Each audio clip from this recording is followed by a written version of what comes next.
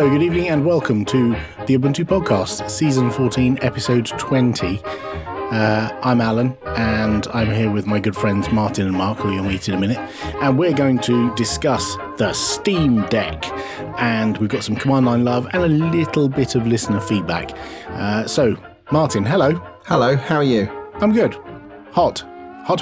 Yes, I have ice blocks strapped to my shorts at the moment to act as a lap cooling device. Okay. Is that wearable technology?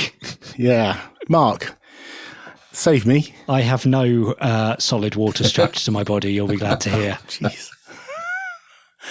What have you been up to, Martin, that doesn't involve body parts? So I have a little bit of an addiction to an idiosyncratic setup that I have here, in that I use aptX low latency transmitters for my audio devices to record these podcasts. So, you know, earbuds that don't have any latency. I was going to say, you used a lot of words there instead of just saying earbuds, but go on. Earbuds, yeah. But but it's specifically aptX low latency earbuds, which are hard to come by.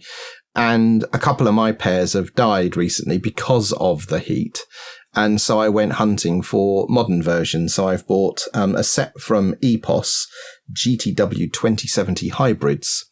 EPOS are an interesting organization. So Sennheiser sold off like their consumer division about 6 weeks ago. And EPOS have been behind a lot of Sennheiser's sort of enterprise and gaming products in recent times. So they now have all of that stuff there. So I've bought a set from them, which I'm using now and I'm extremely happy with.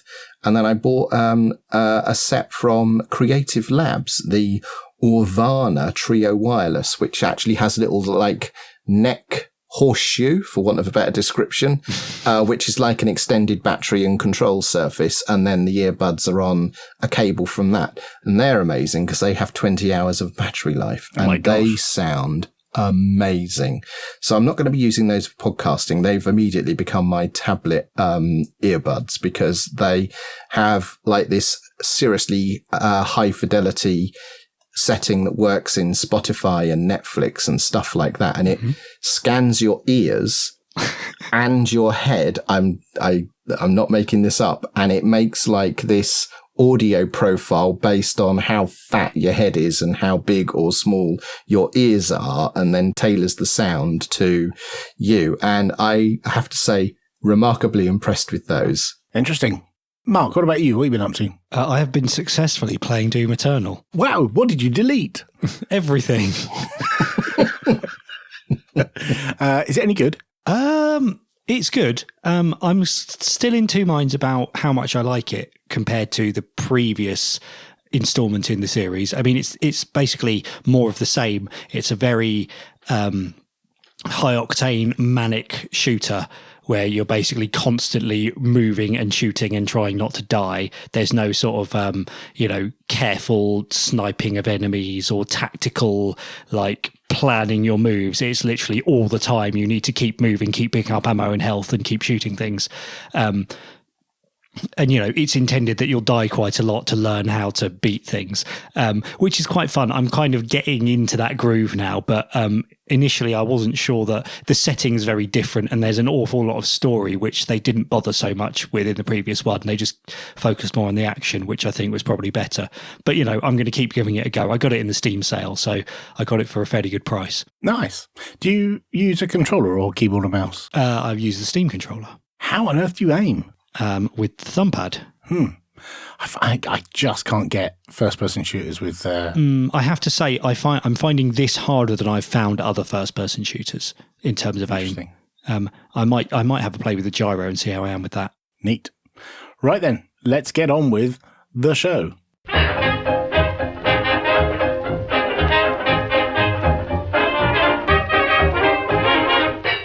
So you may have heard...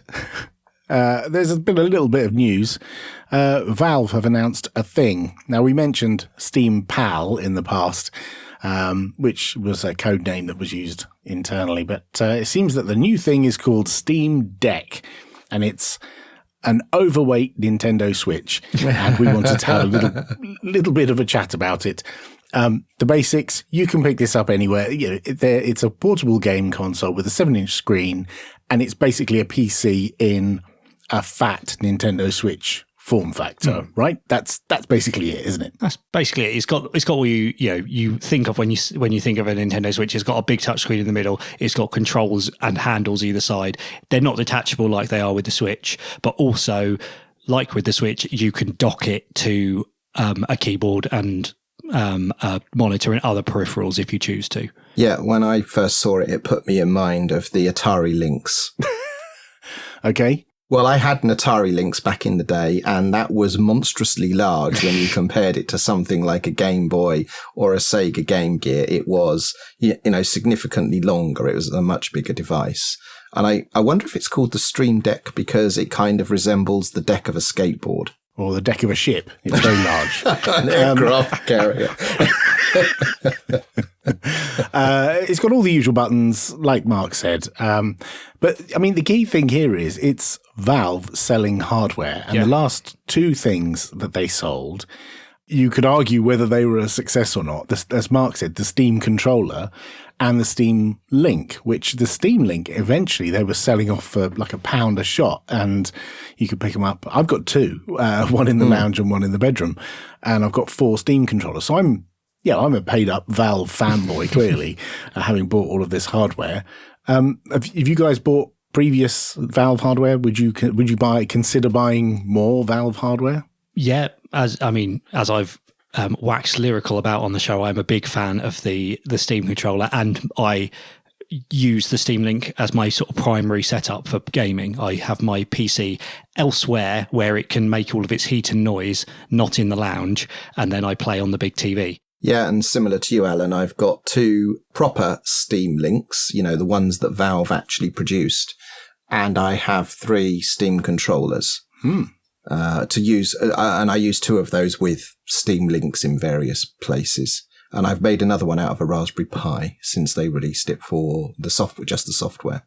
I think there's something they missed with the Steam Link. I really thought they would go down the cloud gaming route with it, that you would be able to just sit in your lounge and not have a PC at home and just do the Nvidia Shield, Xbox, right. That all of that kind of thing, but with the thing, because it's under your telly and you've got a controller. They kind of did, in that they did partner with Nvidia in order to integrate, Steam into the Nvidia Shield and all of that stuff. No, but I mean, they made a piece of hardware that sits under your telly. The next logical step for me was cloud gaming. It seemed like it, but maybe not. So they made this thing in 3, they call them SKUs. There's a 64 gig eMMC storage, 256 gig NVMe, and half a terabyte NVMe, which also supports an anti-glare screen. So there's 3 different models, and those are the only ones available right now. So what's common among the 3 models other than those distinguishing characteristics?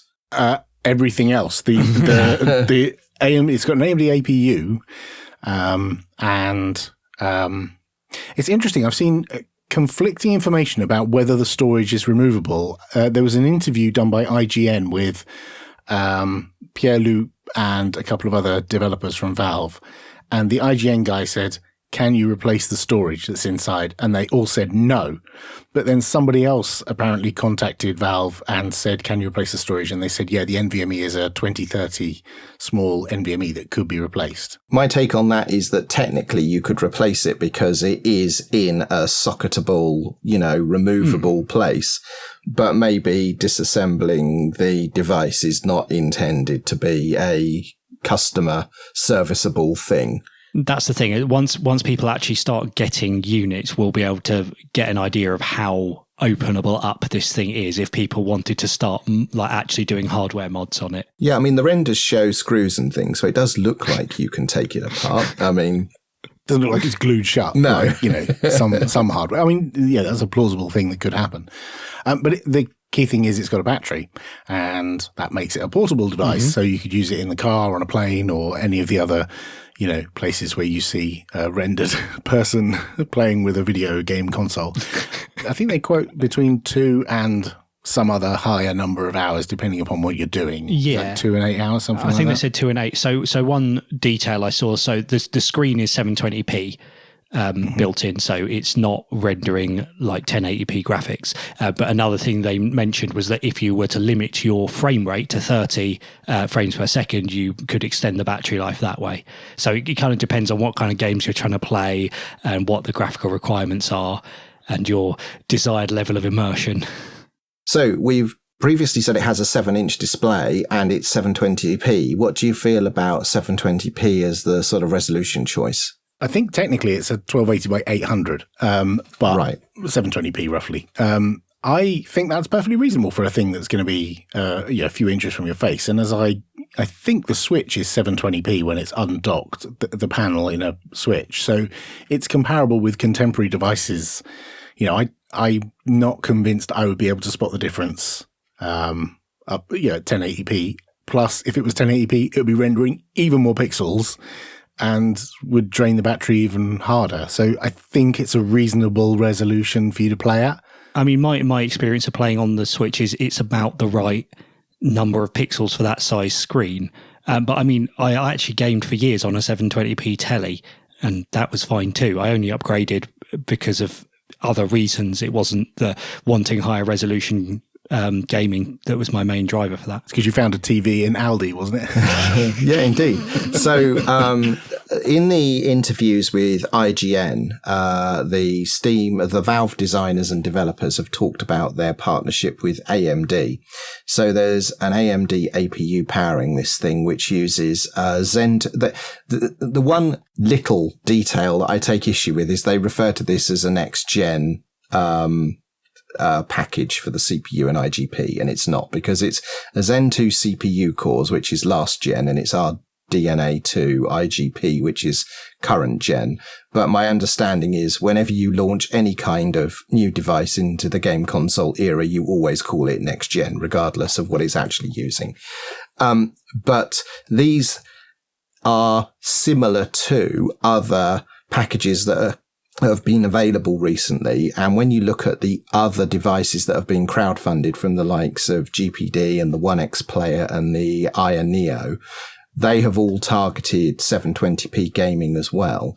And I've got a couple of sort of past generation AMD APUs, and 720p gaming is absolutely the sweet spot for those CPU, APU chip packages. And it also has some additional storage slot in the form of an SD slot. So you could add some additional disk space and carry around some more games. If you run out of space if you got the base model with 64 gig, you could chuck 128 gig SD card in there and then use that for storing an additional library of Steam games, which only appear when you put that card in. So you could have 2 or 3 cards with different games on and pop them out when you want to play Doom Eternal. You can pop your Doom Eternal SD card in and pop that out. Oh, I hadn't considered that. Does that work?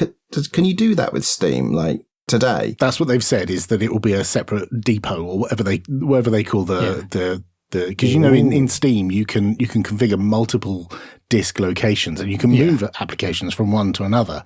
So you can actually move things from the internal drive to an SD card or just install directly to the SD card.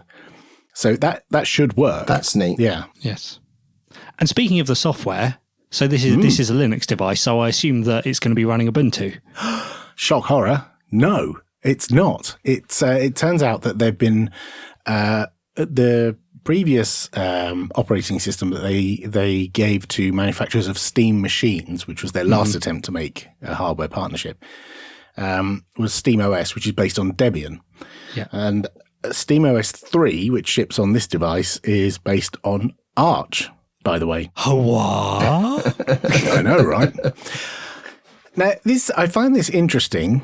And there's another tidbit in there that we'll get to about the desktop. But if we look at the base OS, it actually makes total sense, because Arch is one of those things where, you build everything from source and you pull all the little pieces together and you're not dependent upon some packaging done by somebody else. And because there was no partnership between Valve and Ubuntu and Canonical for Ubuntu, for SteamOS, they could basically make whatever they want out of whatever packages are in your AUR or whatever packages they want to host in their own repository. Yeah, that was actually something interesting that came out in the discussion about this in the Ubuntu Podcast Telegram channel, is that with Arch, you don't have defaults, which means that they can make the OS exactly what they need it to be for this. I am certain that the developers at Valve are well practiced in making Debian packages, but there is no denying the fact that creating packages in Arch Linux is significantly easier, and that will allow them some agility and flexibility. Plus, they can create their own package repository with, like you say, Mark, their custom builds of things. And in Arch, you can simply put your package repository higher up the list of repositories in order to determine that it has a higher priority, so they can ensure that their stuff sits above whatever they may be borrowing from sort of base Arch. If indeed they're borrowing anything, I would imagine they're like hosting their own package repository entirely of the bits they need. That would make some sense. I've seen a comment where one of the Valve developers said, in reply to a question, Pac-Man works as you'd expect it to. But that may mean Pac-Man works as you'd expect it to. You can add the AUR, or you could add these other Arc repositories, but you get ours by default. But we'll have to wait and see for that. That's all somewhat speculation. And it may be that there are beta releases of SteamOS 3 that come before the hardware comes out. So we can poke at it and have a look, because part of this is Valve are going to license for free the SteamOS platform to other manufacturers. So if anyone else wants to make a portable device in this kind of form factor and needs an OS for it, they could use SteamOS as well. And so Valve could partner with these people in case they use a different CPU or GPU, or use different input devices, or maybe someone makes a portable VR system, it could run SteamOS. So yeah, there's a lot of scope for flexibility by them choosing Arch, I think. Yeah. And similarly to making a switch for the base operating system, they have also elected to use KDE Plasma for sort of the shell as opposed to GNOME. So interestingly, there's a bunch of questions in the IGN interview and in various other places I've seen thrown at Valve, where they're, can it do this and can I do that with it? And the answer a lot of the time is it's basically a PC. Yes. Can I attach hardware to it? Yes, it's a PC. It's got a USB-C port, plug it in. Can I use another controller? Yes, it's just a PC. It's just like any other PC. And so one of the things you could do with it is dock it to a screen and a keyboard and use it as a PC, as a desktop. It's got 16 gigs of RAM, so it's a perfectly respectable desktop. It could run an external display at 1080p or perhaps higher. And the interesting thing is they chose KDE Plasma. Now, we've heard through the grapevine that they worked with Blue Systems on this, who are experts in KDE and have a bunch of KDE developers on the payroll.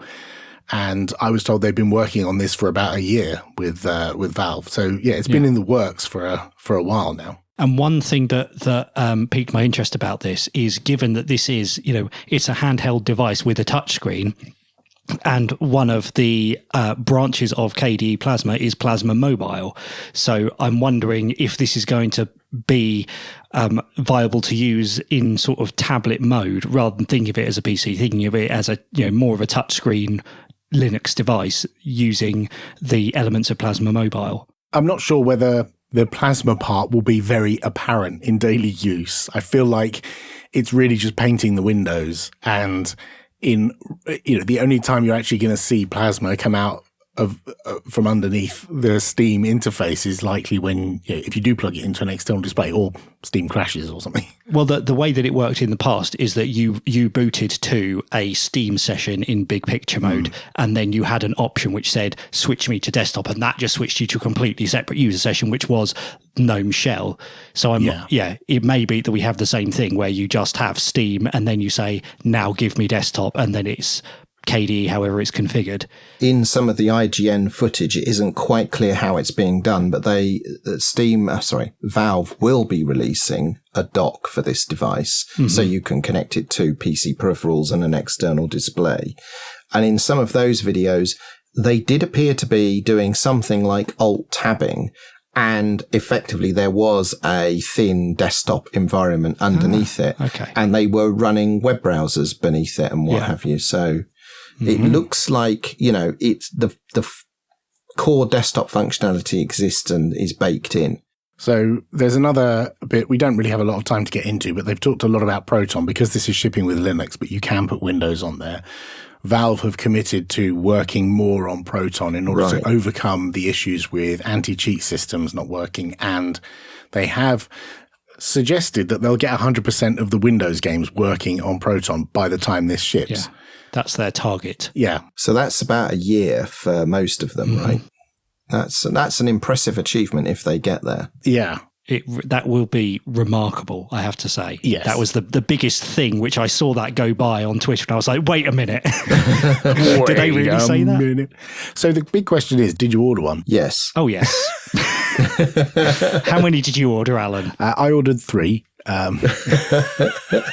You're one of those scalpers I've heard about. So I ordered one on Sophie's account because she had £4 in her Steam account. Right, and that's how much you had to pay to reserve it. And the website was shockingly bad if you wanted to use PayPal or credit card. It just kept timing out and crashing and going bad. But hers, because she actually happened to have £4 in there, I was able to go through it really fast. So her order says it's an estimated dispatch of Q1 2022. But on my account and on Sam's account, it says Q2 2022 because that was about 40 minutes to an hour later that those transactions finished. And did you order the same device for all 3 or different ones? I ordered all 3 of the Harry Big Boy one, yes. Yes, I also went for that one as well. I was originally thinking I was going to get the smallest one because in my head I'm mainly going to be using it for streaming from my big spec PC. Yeah. But when I saw about it having the desktop stuff and being dockable and everything, I thought I'm going to be really frustrated if I've only got 64 gig of disk space and I want to use it for other things and install other software. That's going to run out pretty quickly. So I went for the mid-range one. Yeah. Well, I'm keen to hear if our listeners have ordered one of these. What do you think about this? What are your thoughts on the choice of operating system, on the choice of desktop, on the plans for Proton? We've got lots of time to read your feedback about this because nobody's going to get these until December unless people get review units or developer units beforehand. So send us all of your lovely feedback to the usual place and we'll read that at some point in the future.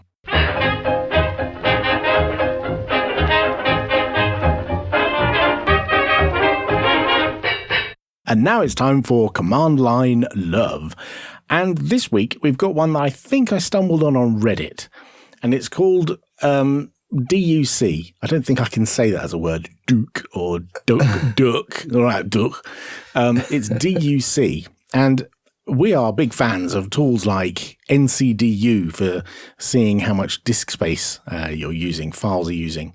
It's a bit like that, but it's slightly different in that there's a couple of ways you can run it. With NCDU, you just get a curses-based interface. It scans the folder and then you get this curses-based interface.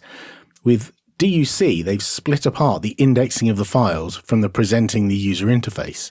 And so you can run DUC index and then a folder, and it will index all the files and find out how much all the space is taken up. And then you can run DUC and then one of a number of ways to render that. You can either have DUC UI and then the folder name, and it will present the data that it's already gathered in the index stage in a similar way to NCDU. Or you can do DUC graph and it will create a PNG file with a graphical sunburst style with slices showing the different amount of capacities taken up. And there's also DUC GUI, which shows you an interactive thing where you can click through to the folders and zoom in through the starburst image. It's really, really nice. Cool. So you could do the index on a regular basis, and then whenever you want to use it, just use DUC GUI or whatever. And then it's really quick. Yeah. Nice. Nifty.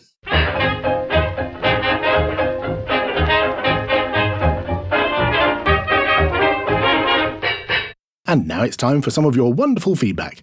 Andy Williams emailed us to show@ubuntupodcast.org. I just heard your one-button contest episode and I've been trying to think of contest ideas. My idea would be to make a program that we can all run that sends whatever data collected to a central publicly accessible web page that aggregates our submissions. So it's your idea to come up with what that might be. Lame ideas would be computer specs, installed packages, resource usage, but perhaps something a little more offbeat. Don't give us work to do. So this sounds like spyware. It takes us 6 months to put those shows together. I have thought of a one-button thing, actually, inspired by the three of you doing games. I was thinking a vertical shoot 'em up, and all you can do is fire. But when you fire, you change direction left to right. So it's fire to change direction and fire to fire. Oh my gosh. Benjamin Slade emailed us. SyncThing is great. I've come to rely on it. Someone mentioned using SyncThing even on Windows boxes and mentioned the Windows name limitation issue with colons, etc. One can run into the same issue on Android. It was said of this issue, but you can work around that, and I'm curious what the workarounds are. Or is the workaround just renaming the files? Bingo. That's the workaround I used, which was to change the stupid way that GNOME Screenshot names files, which has colons in. And I put full stops or underscores or something like that. So all files in the future no longer have colons in. Michael A. Ray emailed us. I really feel I should write this email to every one of the slew of Linux and tech-related podcasts I'm subscribed to. Every time many presenters of any one of these podcasts reads out an email or a forum post with someone with an obviously non-English name, there is a joking reference to the fact the presenter will probably get the name wrong, and they make no attempt to get it right. The half-laugh where they do is maddening. This is very, very annoying, as it is very, very rude. Stop drawing attention to names you find hard to pronounce and just have a crack at it. So, to be fair, what Michael isn't hearing is the bits that get cut out. So it might seem like all we're doing is having a bit of a laugh and then having a butchered go at the name. But what you're not hearing is the multiple attempts before that where we try to get the name right and fail. So suggesting that we don't have a crack at it is actually, you're not well informed because you don't have access to the raw audio of us absolutely butchering people's names and then doing a final butcher for the final edit. I'm sure one day Joe will release the Ubuntu podcast bloopers reel where you hear all of this mess. No. Please no. It's bad enough what we put out. Every week's a blooper reel. We will continue to make a significant effort to read out people's names correctly, but we will still get it wrong. And that's all of your wonderful feedback. And that's all for episode 20. Thank you all for listening. I look forward to hearing all your feedback on the Steam Deck, or Stream Deck, as some people accidentally call it. If you want to send us that feedback, send it to show@ubuntupodcast.org, or come and chat to us about it in our Telegram channel, which you'll find by going to ubuntupodcast.org/Telegram. And a big thank you to Joe Ressington for tidying up all the audio and making us sound a lot better than we really do. Thank you very much. You can help support that endeavour by going to ubuntupodcast.org/donate.